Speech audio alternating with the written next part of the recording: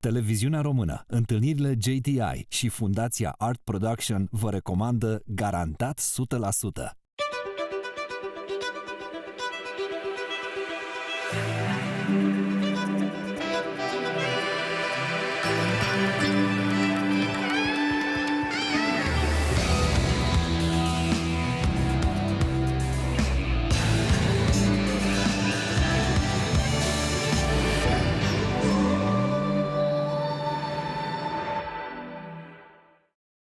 Salutare, bine v-am regăsit la Garantat 100%. Invitatul nostru din seara asta s-a născut în 1931. Este unul dintre marii psihiatri și psihoterapeuți contemporani, lucrările sale, atât cele științifice cât și cele literare, devenind puncte de referință în știința și în cultura ultimilor 50 de ani. După o boală chinuitoare, soția invitatului nostru a murit.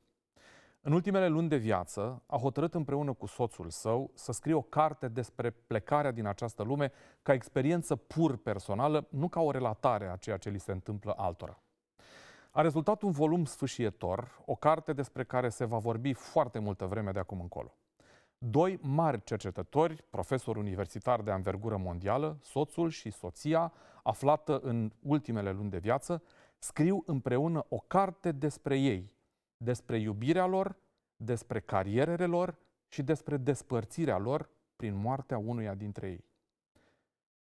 Fiecare citește capitolul scris de celălalt și apoi îl scrie pe al său.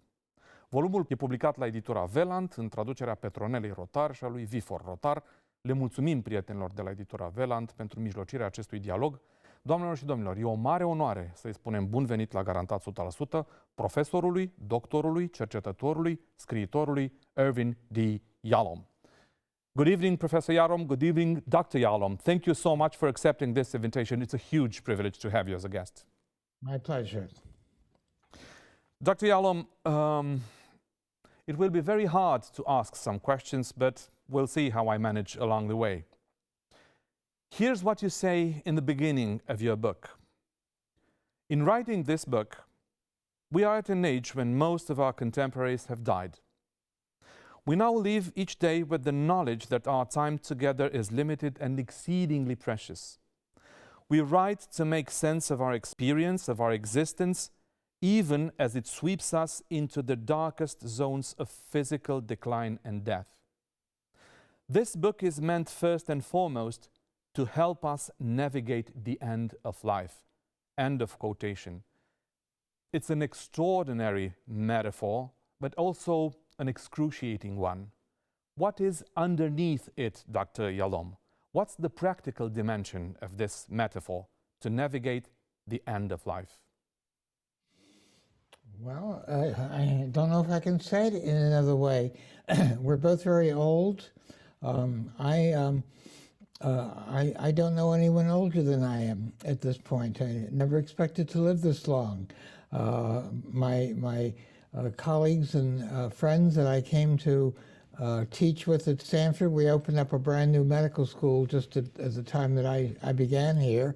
We had about 12 people, and recently I've learned now that every single one of them is gone. I'm the last one standing.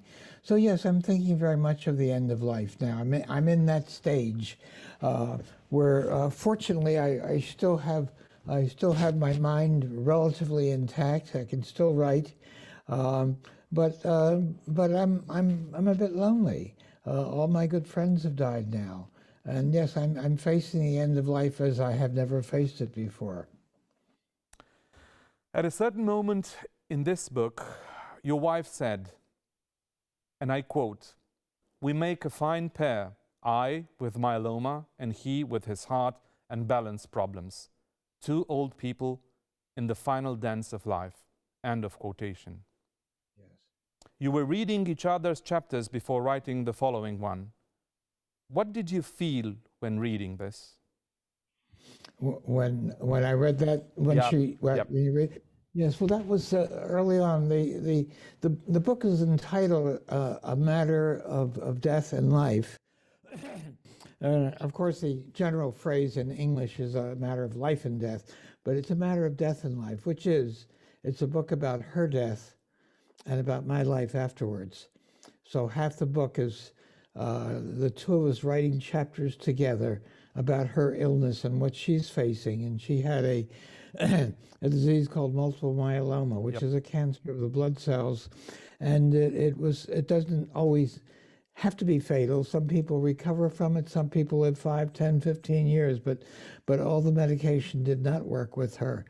And eventually we wrote alternating chapters. She died. And then the rest of the book I wrote about what my life was like after she died. In other words, I wrote an unusual book for someone who is suffering from grief, but at the same time is a psychiatrist and is used to looking and studying his own mind and what's happening within. So I tried to share that with the audience as a way of maybe helping people understand more about grief, and also not maybe, but helping me with my own grief.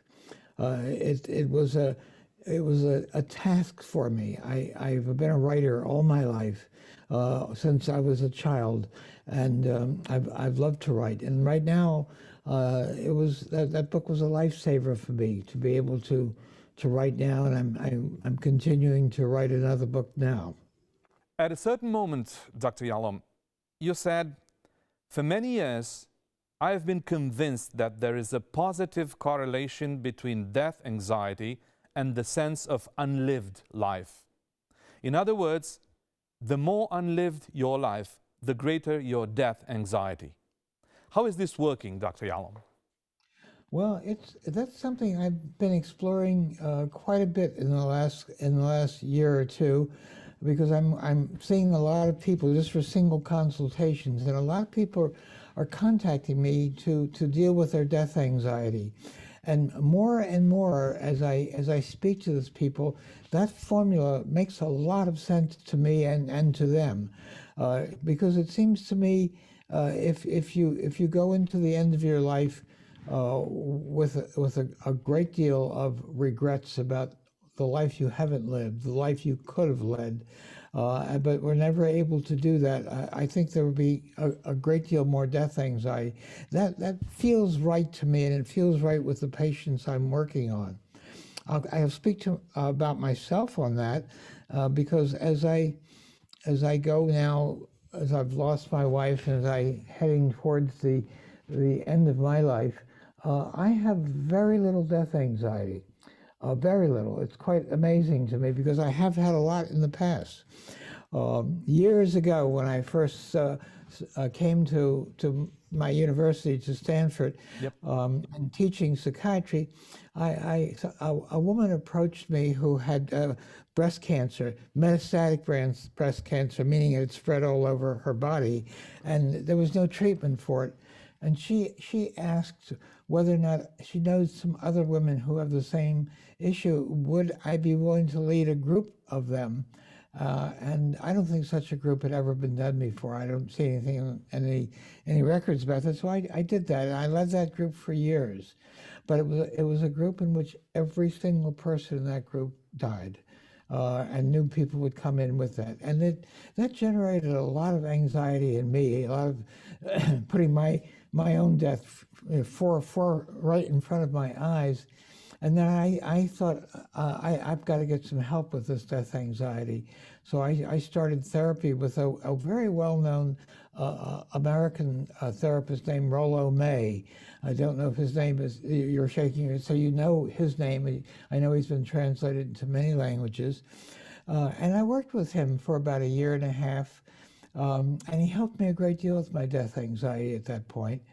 But I learned later, I became very close friends with him, and I was with him when he died. But he told me that he was glad that he had helped me with my death anxiety, but that it made his a lot worse. Because he was 22 years older than I was and was facing the end of life far earlier than I. So he was very helpful for me as I looked at my death anxiety. But I've had a lot of death anxiety in my life.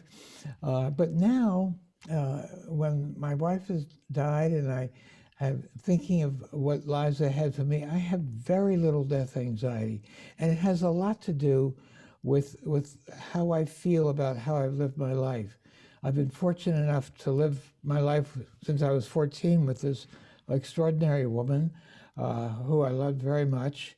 And as I look at, I've been reading all my books a few months ago. Haven't read them since I wrote them, and I felt very good about these books. I felt like this is more than I would have expected, given the very, very humble surroundings in my early life. So I have very few regrets about my life, and therefore I think, I have very little death anxiety at this point. It's quite extraordinary to me how little there is. Please let me express again my deepest condolences for your loss, Dr. Yalom. On one hand, you say the more unlived your life, the greater your death anxiety. On the other hand, sometimes people also have an anxiety, a huge one, to live as intensely as they can. Life becomes a continuous, compulsive action.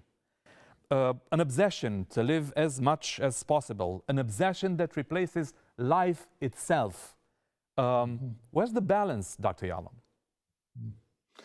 Well, I think I'm probably at that balance right now. Right now I look back on my life in a sense, because there's very little time left ahead of me, I know, but I look back and I look back with a great deal of pleasure. I've done so much better than I could have. One thing I wrote about in that book, I'm just rambling here a bit, but I had the experience of thinking that when I die, I'm going to join Marilyn, join my wife. Now, I've been a pretty devout atheist almost all my life, and as I look at that idea that I'm going to join Marilyn, it's absurd. It doesn't make any sense at all. I know that I'm not going to really be joining her. I know that she doesn't exist any longer except in my mind. But nonetheless, it offers me a great deal of comfort, and which teaches me a lot about the importance of all religions since the beginning of time, really, because they've offered so much comfort in the idea of continuation. So even though my rational mind doesn't accept it, nonetheless, deep inside, it offers me a good deal of comfort that I would be joining her. It teaches me something about the importance of religion and the message and consolation it's offered mankind.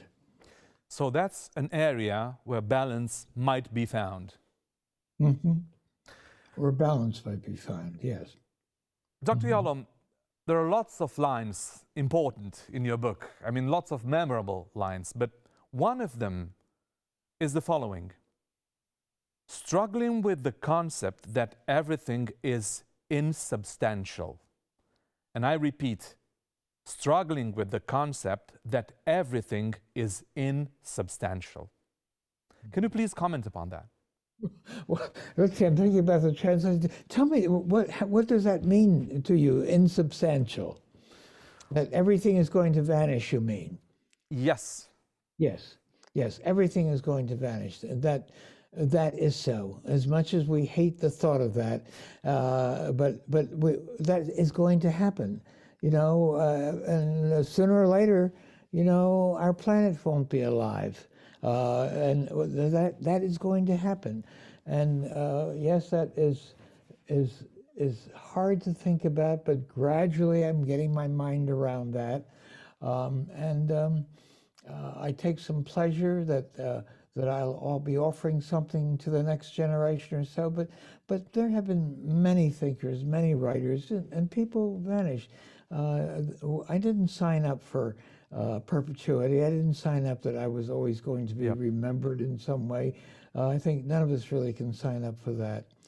So I get used to the idea that everything passes, everything changes. That's the nature of life, although we hate to think of it that way. On the other hand, Dr. Yalom, what would you say to a person which is not so highly trained as you are, when he or she hears that everything is insubstantial? What would you say to an untrained person, to a person who's not prepared to hear this? Mm-hmm. Well, I suspect that maybe a person like that may take some solace and comfort in his religious beliefs. And that might be important for him. And of course, I would never. Therapists don't do this. We don't tamper with people who have religious beliefs. That's offering them comfort, and I'm all for that. But it's for me. I've never had a strong religious belief at all. I think it goes back to early childhood. I remember, I think that's in this book, when I was very young. I think I was about 12 years old, and I was talking to my father about that. And I asked him, "You believe in God?" And my father said, he came from a small village in Russia, and after World War II, and came to the United States, but not all of his family got out of there.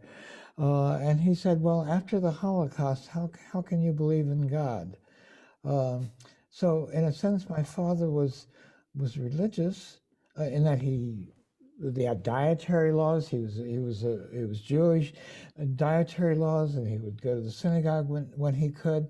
But he couldn't believe that after the Holocaust. How can you possibly believe in a God? That's been a very I can remember his saying that as though it were yesterday. It's been a very important message for me. Here's what you wrote in the book. I know that the research, some of it my own work, informs us that grief is finite. That once we go through the events of one year, the 4 seasons, the birthdays, the death days, the holidays, the entire 12 months, then our pain diminishes.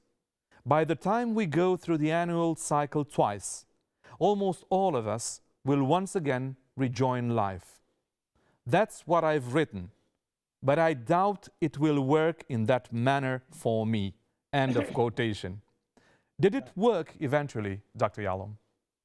Well, I think I was right in what I wrote, that it was going to be. I knew I've had enough experience dealing with patients who were in grief.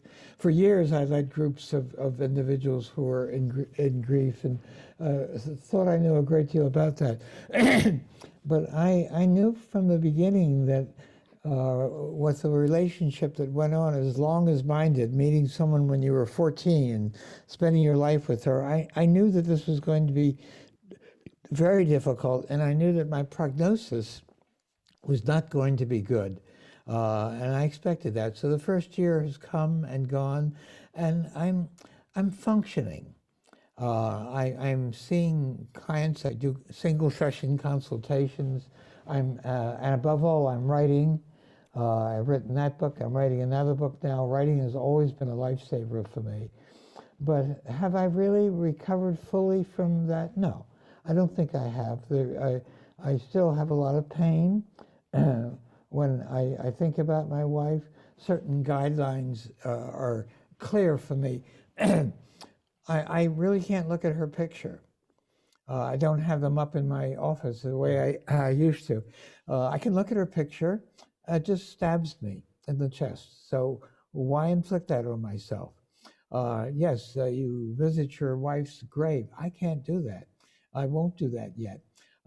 Even though the cemetery is only about a 20-25-minute walk from my home, I'm just not up to seeing that yet. It's still very painful. So I'm not over the grief, although I'm functioning. I'm writing. I see my clients. I meet with my friends, but I don't know if I'll ever really be over this. But again, we've been together all of our lives. I have 4 children who are taking very good care of me. But I live in the same home that Marilyn and I lived in, and of course, signs of her are everywhere in the house. So I'm constantly reminded of her. But the second half of the book that I wrote was studying studying myself, looking at how this is gradually passing. So I'm gradually recovering, but it's very slow for me. Dr. Yalom, at a certain moment in the book, in one of her chapters, your wife Marilyn says, "I too am not afraid of death itself, but the process of dying in daily doses is often intolerable. For months now, I have been accustoming myself to the idea of my upcoming death. Since Irv and I have contemplated the subject of death for decades, both in our joint teaching and in his writing, I seem able to confront the idea with a degree of calm that surprises my friends. Sometimes I wonder if the calm is only a veneer and that underneath I, too, am terrified." End of quotation. It's very hard for me to ask that, but what do you think? Was she serene or terrified? I think she faced it in an extraordinarily courageous manner. The doctor, there's an institution called hospice in the United States, which takes care of people who have a terminal disease, and they offered her extremely good care. In our part of the country, it varies from the 50 states, one after the other, but in our part of the country, if two physicians say that she has a fatal illness, they are permitted by law to assist her death. So she was able to do that, and the doctor she decided that she really couldn't bear the pain any longer. She was having a great deal of pain, and so the doctor she wanted the whole family to be there. Our 4 children, so the 4 children came, and he mixed up a variety of drugs. And got them into a liquid, and she could sip them through a straw. He's not permitted to inject the patient, but they have to choose their own method. And so I was right next to her, holding her hand. I just counted her breathing, and she took about 16 breaths after that, and then died a very peaceful death. I leaned over and kissed her on the forehead after these breaths that she took, and she was already cold. And I wrote in the book, I wrote, "I'll never forget that icy kiss." And that was real prediction, because I have never forgotten that. That scene is so alive in my mind. But I would opt for the same kind of death that she did. Living at that point was intolerable to her.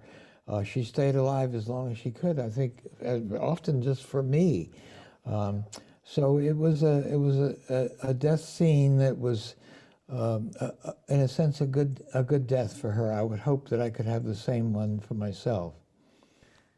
We will come back to this topic a little bit later, but Dr. Yalom, this book is a book of an unseen level of personal exposure.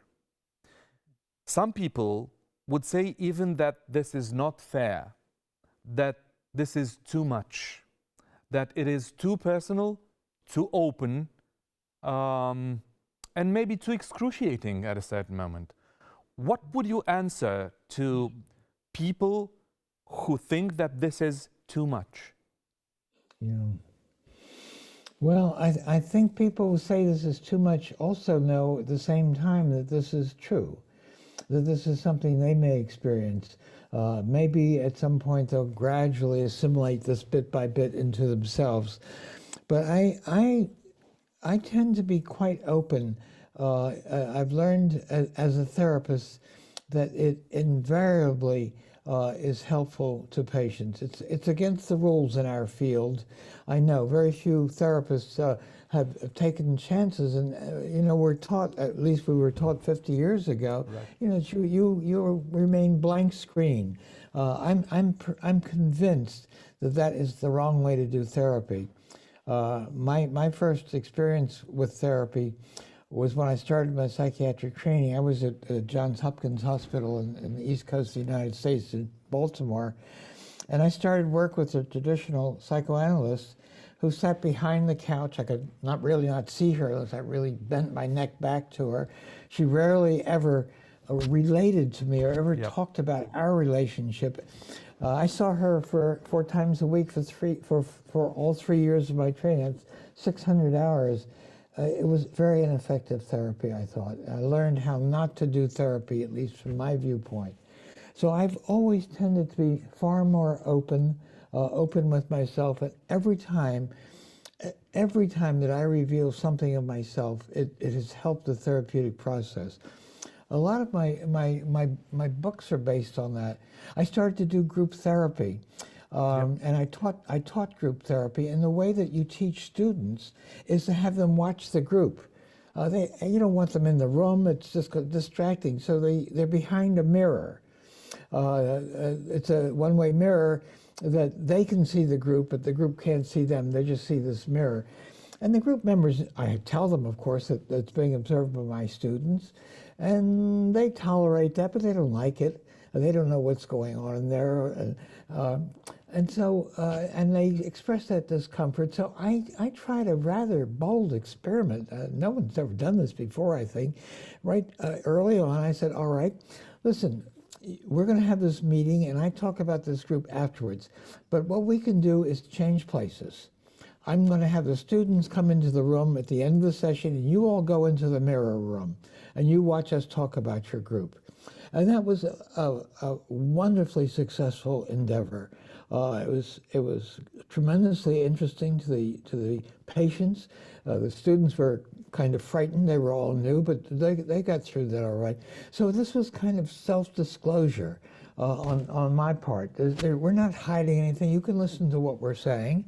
There was another patient who was very timid, very shy, and we weren't doing very well in therapy. She just couldn't express herself openly. So I said, listen, let's do an experiment. Her name was Ginny. You know, let's do an experiment, Ginny. After each session, I'm going to write up my notes about our session, and I'm going to mail them to you. And you do the same for me. You write your view of the session. So we exchanged notes like that. And so we had a lot of these. It went on for about a year. I know my wife and I were looking at those at some point. We were both saying, yeah, this is kind of interesting. And she took it upon herself to edit that. We wrote a book, and it's called Every Day Gets a Little Closer, one of my very early books, about 2 views. Even then, back at the very beginning, I was very comfortable in revealing myself, just as I've been relatively comfortable in revealing myself in this book. I'm not uncomfortable about that. Dr. Yalom, I promise we'll come back to some of your words. You talked about the assisted medical suicide, and I'll express it as clear as I can. Please, just in a few words, please explain to an audience almost completely unfamiliar with this concept and with this medical, very responsible act. What is that? Well, it's a patient who is facing death, who's having tremendous agony, pain, and the physician is able to help that patient die. And what was done here is to give her some medication. He ground it up into a liquid that she could take through a straw that would be easy for her. So that was how she died. There were several drugs, and one of them was a drug that that would stop the heart beating, and another was a drug that would relieve pain. And so it's an easier way to die, I think. And if I had the option of doing that, I would do that myself. Thank you. Dr. Yalom, at a certain moment, In this book, and also in Mama and the Meaning of Life, you talk about Irene, which was one of your patients. At a certain moment, Irene told you something like this: "We, bereaved, have learned to give the answers you, investigators, want." End of quotation. Was Irene right, Dr. Yalom? Do the investigated, the researched, the studied people give the answers that the investigators want to hear? Well, to some extent they are. If I recall, Irene, that's not her real name, of course. Yep. But she was a patient who had lost her husband, and also, if this is the same person, who also had lost her brother a couple of years then. And I was trying to work with her. She was a professor at Stanford, highly intelligent woman, but we weren't getting along very well. I was trying to help her, and she was saying, "You don't know how I'm feeling. You've had such a perfect life. Nothing ever bad ever happens to you. How you really can't help me because you don't know what I'm feeling." And I would argue with her, and I would say things like, "Oh, you mean I have to be depressed to help a depressed person? Or I have to be schizophrenic to work with a schizophrenic person?" So we'd kind of fight back and forth about that. But now, as I've gone through personal grief myself, and I've felt this kind of numbness that I remember her talking about, now I have a feeling that she was absolutely correct. I really do know now what she was experiencing in ways that I didn't know then. If I could treat Irene again, and if she had just gone through a loss, I'd probably do a better job with this because I could really have more empathy. I could experience exactly what she was experiencing. Let's just say for a little bit more with Irene, because there's another quotation. Irene had told my friend that I was the only one smart enough to treat her, the perfect plug for my socket of vanity. End of quotation. Is there any ideal, correct, or inspired or proper relationship in between any therapist and his or her socket of vanity? Well, I may be a little unique about that, but of course I got a great pleasure from her talking about that I was the only one smart enough to treat her. Yes, she probably knew that would hook me into being willing to work with her, and she was quite correct about that. Yes, I took a lot of pleasure in that kind of comment. But what would you recommend to a therapist to be his or her relationship to the socket of vanity? Well, that's a little bit of self-disclosure on my part, talking about a socket of vanity. I think probably we all have that. Who doesn't like to be considered really smart? It's something that would take a great pleasure. I'm not a great athlete. I'm not this. I'm not that. But I have some vanity in terms of my brain. Have some vanity about my writing. I love to write. There's nothing that I treasure more than that. I certainly have some vanity about that. And reading my own books as I was dealing with my grief was extremely helpful to me, because I felt like I had done a good job with these books. Writing novels gave me, these were the most pleasurable times in my life. Sometimes I wish I maybe had written more novels. It was so fun. Sometimes I've thought about, well, did I go in the right field? Maybe I should have been a writer from the beginning, because it's something that I enjoy so much. But then I think about, well, if I had done that, what would I have to write about? Working the last 50, 60 years of my life working with people who are sharing with me deep feelings about their life and about their existence. It gives me absolutely, endless amount of things to write about and things to think about. So I'll keep on writing as long as I can at this point, as long as I feel I have something of interest to say. And You know, as I mentioned, you know, Marilyn was also in love with books, and that was how we first met. I think I said it in this book. We haven't said that today, but you know, our life ended with books, with our writing this book together. But our life also began with books. Yep. Did we talk about that yet? Not. But when I first met her, I had just moved from a very bad neighborhood where I grew up the first 14 years of my life into a much nicer neighborhood where she had lived all this time.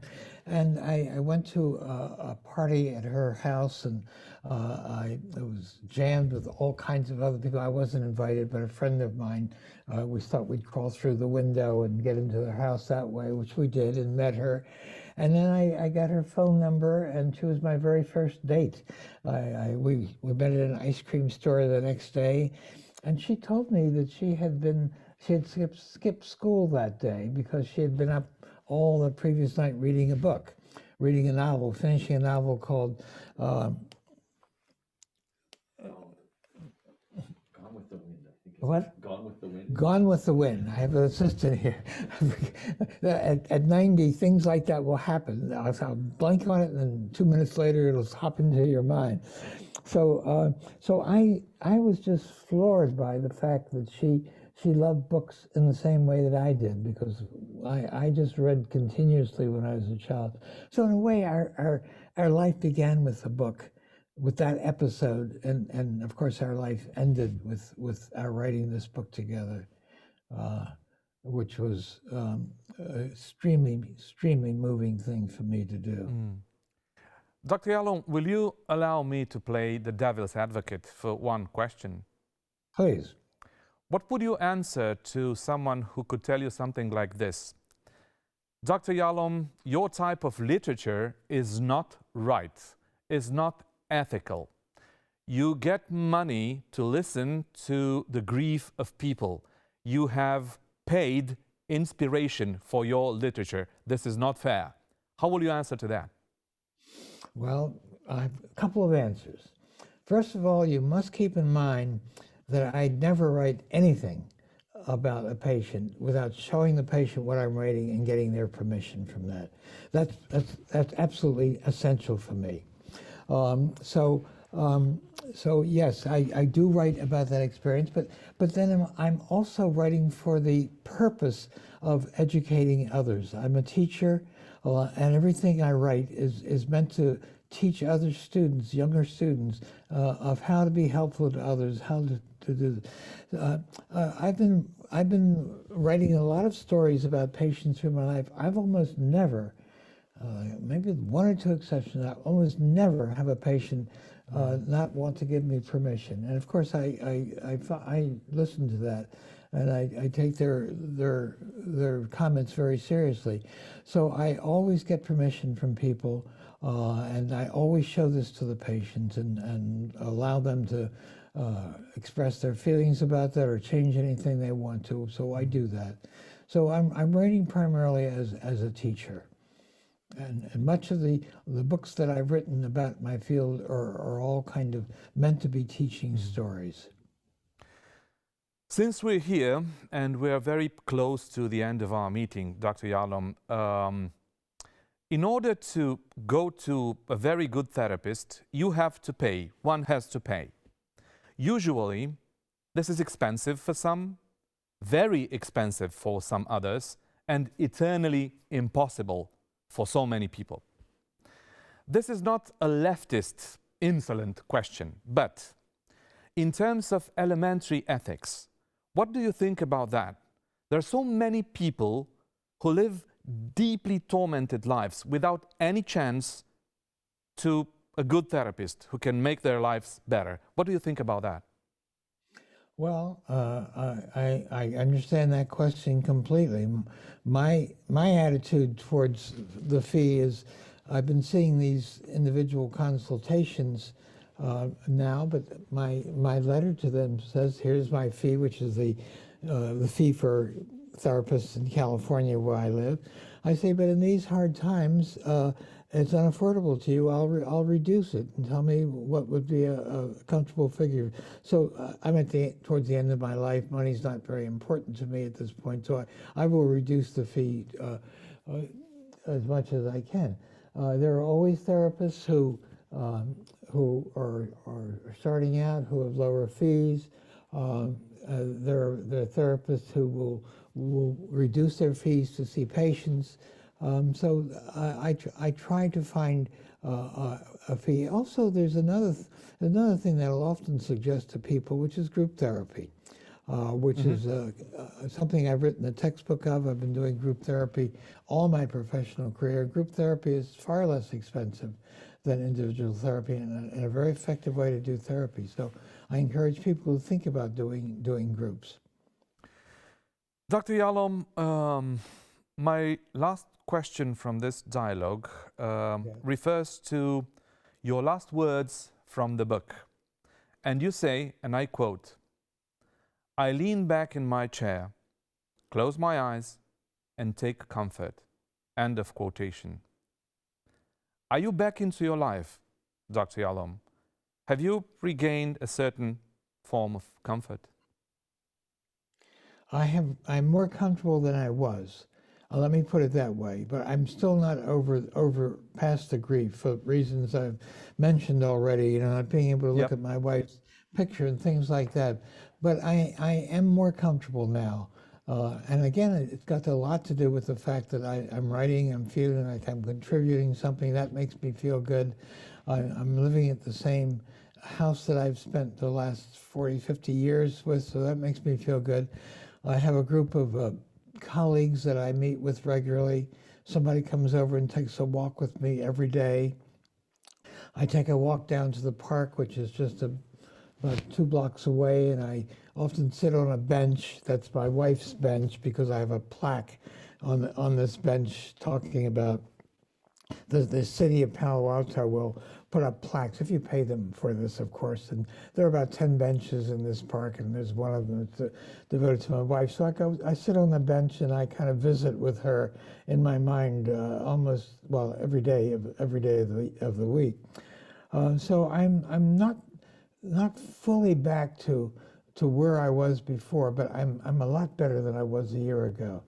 So I'm improving, and I'm fully committed to trying to be helpful to other people as well as I can. This has always been part of my ethos, but it's even stronger now.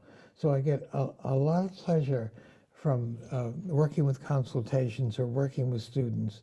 And that's almost and my writing too, the writing stories for young therapists.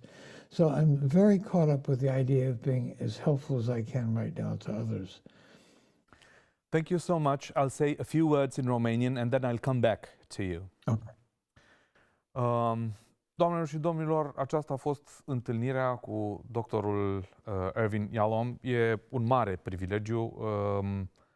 A fost o întâlnire foarte emoționantă. Recomand această carte în toate felurile cu putință. Le mulțumim prietenilor noștri de la Editura Veland pentru mijlocirea acestei întâlniri. Dr. Yalom, thank you so much for accepting this invitation. It's been a huge privilege to have you as a guest. You are an inspiration for lots of professionals in your field. You are a favorite writer for many readers in Romania.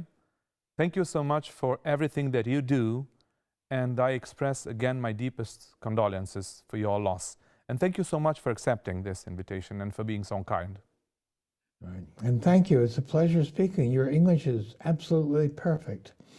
And that's rare for a lot of my interviews overseas.